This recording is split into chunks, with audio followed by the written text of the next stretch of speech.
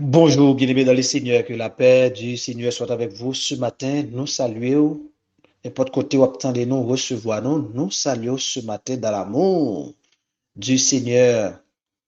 Et matin, nous comptons pour nous partager breakfast spirituel ça ensemble avec Romains chapitre 5, verset 8. Mais Dieu prouve son amour envers nous en ce que lorsque nous étions encore des pécheurs, Christ est mort pour nous. Mais Dieu prouve son amour envers nous en ce que lorsque nous étions encore des pécheurs, Christ est mort pour nous. La preuve, la preuve d'un si grand amour. Dieu prouve son amour envers nous. Et est-ce que oui, j'aime imaginer la dimension de l'amour de Dieu, de quel amour Dieu nous a aimés? Est-ce que nous reconnaître en retour, nous-mêmes tous nous devons rendre bon Dieu, c'est plus grand commandement pour nous apprendre à rendre bon Dieu avec toute nous, toute pensée, nous, toute force. Nous. Il faut comprendre que l'amour de Dieu envers nous, bien avant, et avant de pouvoir véritablement aimer Dieu. On ne peut jamais capable de aimer mon Dieu si au moins on pas comprendre l'amour de Dieu, dimension l'amour de Dieu pour nous. Donc Dieu nous a aimés et il a manifesté son amour. Donc c'est la grâce de Dieu. Il nous définit la grâce de Dieu comme la manifestation de son amour.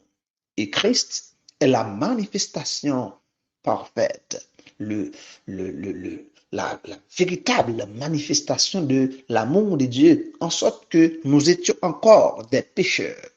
Mais Christ est mort pour nous. Christ est mort pour des pécheurs, pour des voleurs, pour des prostituées. Vous voyez, Christ est mort pour les corrompus, pour des hommes pervers, des hommes immoraux. Christ est mort pour nous. Christ est mort pour des pécheurs, des iniques. Christ est mort pour des transgresseurs, pour les menteurs, pour des impudiques. Christ est mort pour les idolâtres.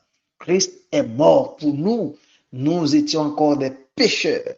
Donc ça, c'est la preuve de l'amour de Dieu.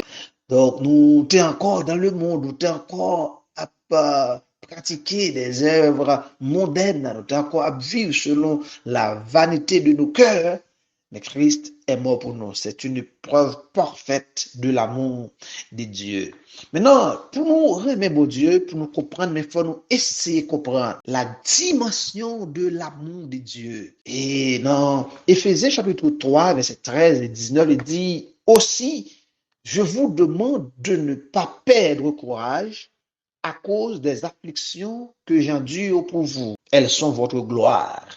À cause de cela, je fléchis les genoux devant le Père, de qui toute famille dans les cieux et sur la terre tire son nom, afin qu'il vous donne, selon la richesse de sa gloire, d'être puissamment fortifié par son esprit dans l'homme intérieur, en sorte que Christ habite dans vos cœurs par la foi, étant enraciné et fondé dans l'amour, que vous puissiez comprendre avec tous les saints quelle est la largeur, quelle est la longueur, la profondeur et la hauteur, et connaître l'amour de Christ qui surpasse toute connaissance, en sorte que vous soyez remplis jusqu'à toute plénitude de Dieu. Voilà, bien aimé dans le Seigneur, ce qu'il faut comprendre ce matin, c'est essayer de comprendre donc, la dimension de l'amour de Dieu, la dimension de l'amour de Christ. Donc,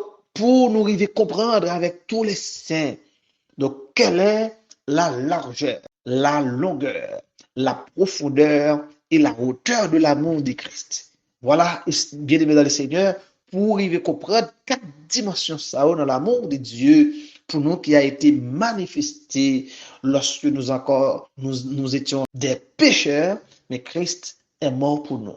Donc ça c'est par amour, bien aimé dans le Seigneur, qui est capable de faire ça. Hein? Donc la dimension de l'amour de Dieu, eh bien l'amour de Dieu, il y a quatre dimensions Premièrement, il y a une largeur. La largeur de l'amour de Dieu, cela veut dire que l'amour de Dieu a une grande étendue. Donc, il touche tout le monde, tous les hommes.